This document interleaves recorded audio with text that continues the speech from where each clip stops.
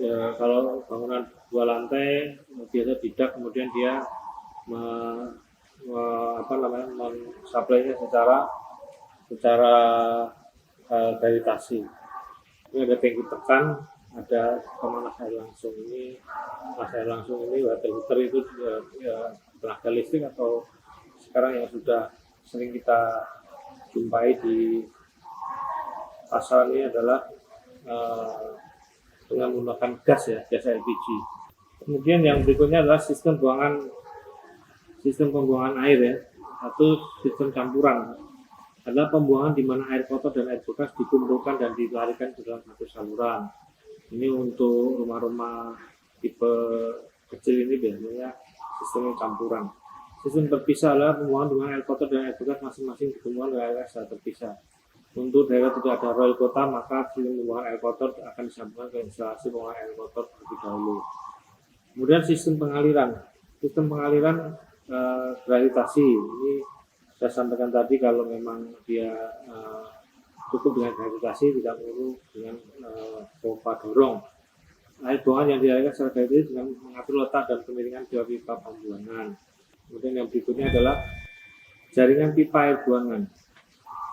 Di sini penentuan jenis dan alat pumping. Penentuan jenis dan jumlah alat pumping harus mengacu pada standar nasional SNI nomor 936481/2000 tentang sistem pumping.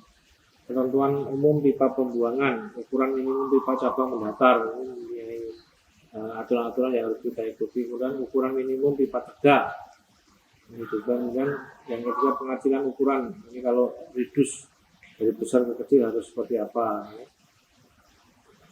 dia tidak sembarangan. Tentunya ini juga akan berpengaruh pada barang yang ada di pasaran ya.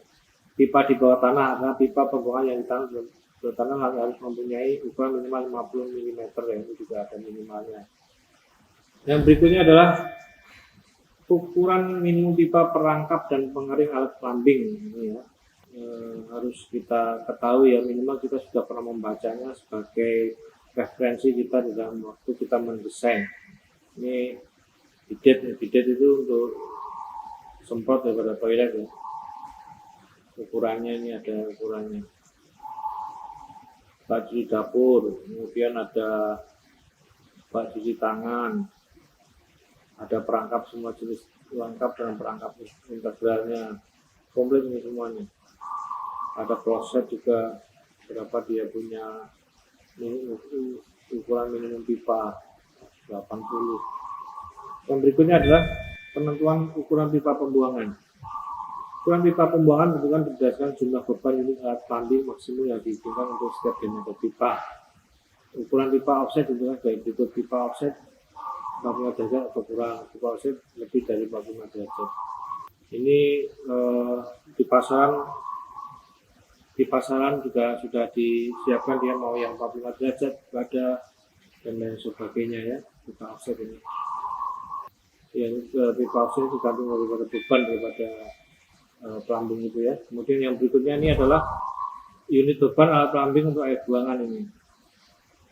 Nilai beban untuk alat pumping ini sekedar kita ketahui semua, ini untuk referensi kita pada waktu kita mendesain.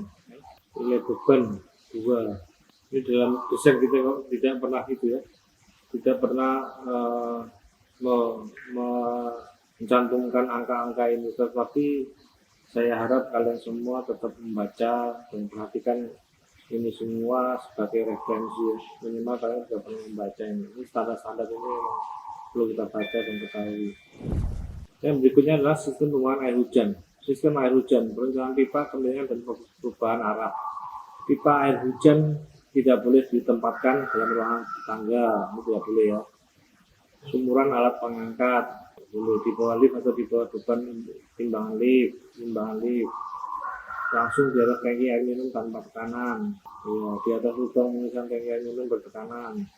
Bawah lantai yang digunakan untuk membuat persiapan penyimpanan atau peragaan dengan makanan. Ini logika aja kita lah. Kita pakai masuk air hujan ditempatkan di atas tempat peragaan tempat makanan, tidak mungkin ya. Ini logika berpikir kita. Yang selanjutnya adalah kemiringan dan perubahan arah pipa air hujan memenuhi ketentuan sebagai berikut. Pertama, pipa air hujan datar ulang selama 70 mm harus pasang dengan kemiringan minimal 2%. Ini persentase ini harus kita pahami sebelum kita merencanakan di dalam sebuah gambar yang nanti pasti akan dikerjakan oleh orang ME ya. Tapi minimal kita tahu ini harus seperti apa dan kita akan melakukan pengecekan berkala. Seorang arsitek berkewajiban melakukan pengecekan berkala pada desain yang setelah dibuat ya. Kemudian yang berikutnya adalah drainase atap ini. Harus kedap air, saringan harus dipasang dan lain sebagainya. Ini merupakan gambaran-gambaran tentang sistem mekanis tentang plumbing yang berada di bangunan bertingkat. Kemudian yang selanjutnya ini adalah tugas ya. Tugas ini kalian ambil denah, kemudian sketsa aja. Kita pakai pensil, pakai bolpen ya, pensil nggak kelihatan. Pensil kalau yang tebal hitam boleh lah, jangan yang 2B ya, yang lebih 8B atau 10B itu. Ambil dan sketsa rencana denah lantai bertingkat khusus gambar saluran air bersih dan air kotor ya. Ambil hanya gambar saluran plumbing aja, yang buat ya, salurannya kemana. Nanti kita bisa lihat bahwa ini plumbing ini jaraknya terlalu jauh atau tidak, kemiringannya berapa, nanti kita akan bahas pada pertemuan yang selanjutnya ya. Saya kira itu untuk hari ini.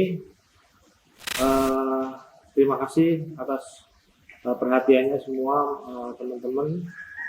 Tetap jaga prokes, jaga kesehatan. Wabillahi taufiq wa hidayah. Wassalamualaikum warahmatullahi wabarakatuh.